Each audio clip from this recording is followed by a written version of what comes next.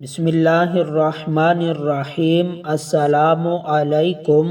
دھوپ میں بیٹھنا کیسا ہے؟ حضور صلی اللہ علیہ وسلم نے دھوپ اور سایہ میں بیٹھنے سے کیوں منع فرمایا ہے اور اس کے نقصانات کیا ہیں؟ آج کی ویڈیو میں ہم نبی صلی اللہ علیہ وسلم کی سنتوں اور جدید میڈیکل سائنس کی کیا ریسرچ ہے اس پر بات کریں گے۔ ناظرین، اسلام ایک مکمل ضابطہ حیات ہے۔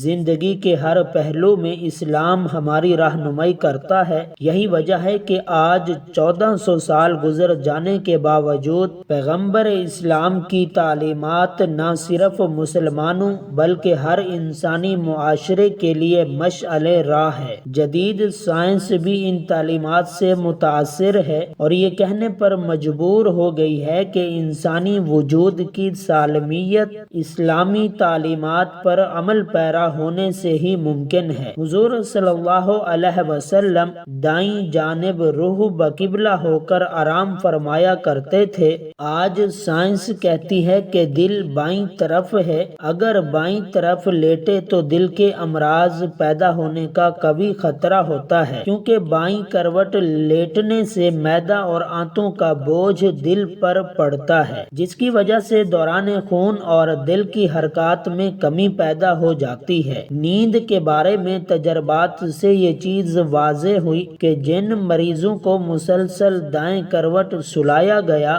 وہ مریض بہت جلد صحت یاب ہو گئے، اور جن مریضوں کو بائیں کروٹ سونے دیا گیا وہ مریض بے چین ہی رہے۔ جدید تحقیق سے یہ بات اظہر من الشمس ہے کہ دائیں طرف سونا دل اور معدے کے امراض سے بچاتا ہے، حتیٰ کہ بے ہوشی اور مسلسل بے ہوشی سے بھی محفوظ رکھتا ہے۔ اسی طرح حضور صلی اللہ علیہ وسلم کا بستر مبارک نرم نہ تھا، آپ صلی اللہ علیہ وسلم کا بستر چمڑے کا تھا۔ حضرت عمر رضی اللہ تعالیٰ عنہ سے مروی ہے، وہ فرماتے ہیں کہ میں رسول اللہ صلی اللہ علیہ وسلم کی خدمت میں حاضر ہوا تو آپ ایک بنی ہوئی چٹائی پر لیٹے آرام فرما رہے تھے۔ آپ کی پشت انور اور اس چٹائی کے درمیان کوئی بستر نہ تھا۔ چٹائی کے نشانات آپ کے پہلو پر ظاہر ہو رہے تھے۔ چمڑے کے تکیے پر ٹیک لگائے تھے جس میں کھجور کی چھال بھری ہوئی تھی۔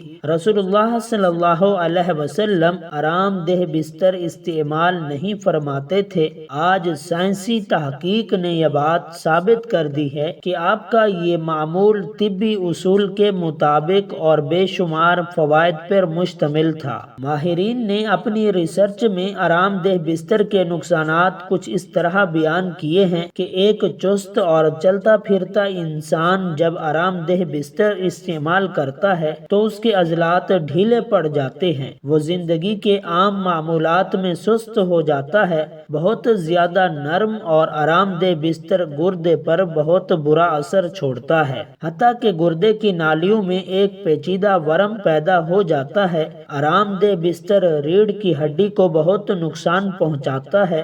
بچوں کی ہڈیاں نرم ہوتی ہیں، اگر ان کو آرام دہ بستر استعمال کرایا جائے تو ان کی ہڈیاں ٹیڑھی ہو جاتی ہیں اور پوری زندگی معذوری ان کا مقدر بن جاتی ہے۔ امریکہ کونسل فار ہیلتھ نے اپنی حالیہ رپورٹ میں چمڑے کا ذکر بھی کیا ہے۔ ان کا کہنا ہے کہ چمڑے کا بستر بواسیر، کمر کا درد، اعصابی کمزوری اور عضلاتی کھچاؤ کا واحد علاج ہے۔ اسی طرح نبی صلی اللہ علیہ وسلم نے دھوپ اور سایہ میں بیٹھنے سے منع فرمایا ہے۔ ناظرین، انسان کو سورج کی اشد ضرورت ہے، اسی لیے اللہ تعالیٰ نے کائنات کی ایک مخلوق سورج بنایا۔ انسانی زندگی میں اس کے بہت سارے فوائد ہیں، ان میں سے ایک اہم فائدہ دھوپ حاصل کرنا ہے۔ یہ دھوپ انسان کے ساتھ تقریباً تمام مخلوقات کی ضرورت ہے۔ انسان کے تمام تر اعمال کا دار و مدار دھوپ پہ ہی ہے۔ اس دھوپ سے ہمیں دیگر فوائد کے علاوہ جسمانی فوائد بھی ملتے ہیں۔ سارے فوائد کے ہوتے ہوئے سائنس طب نے دھوپ میں سونا مضر قرار دیا ہے۔ حالانکہ اسلامی طب میں دھوپ میں سونے کی ممانعت یا نقصان کا ذکر نہیں ہے، البتہ دھوپ اور سایہ کے درمیان بیٹھنا یا سونا اسلام میں منع ہے۔ حضرت بریدہ رضی اللہ تعالی عنہ سے روایت ہے کہ نبی اکرم صلی اللہ علیہ وسلم نے دھوپ اور سایہ کے درمیان بیٹھنے سے منع کیا ہے۔ اسی طرح سنن ابو داؤد میں روایت ہے کہ نبی کریم صلی اللہ علیہ وسلم نے فرمایا، جب تم میں سے کوئی دھوپ میں ہو اور سمٹ جائے کہ بعض حصہ دھوپ میں اور بعض سایہ میں ہو تو کھڑا ہو جائے، یعنی وہ جگہ چھوڑ دے۔ دھوپ میں نکلنا، بیٹھنا اور خصوصاً سردی کے موسم میں دھوپ میں لیٹ جانا یہ امر طبی ہے، لیکن حدیث کی روشنی میں دھوپ اور سایہ کے درمیان بیٹھنا یا لیٹنا منع ہے۔ اس حدیث میں جو ممانعت آئی ہے اس میں اہل علم کے درمیان کچھ اختلافات ہے۔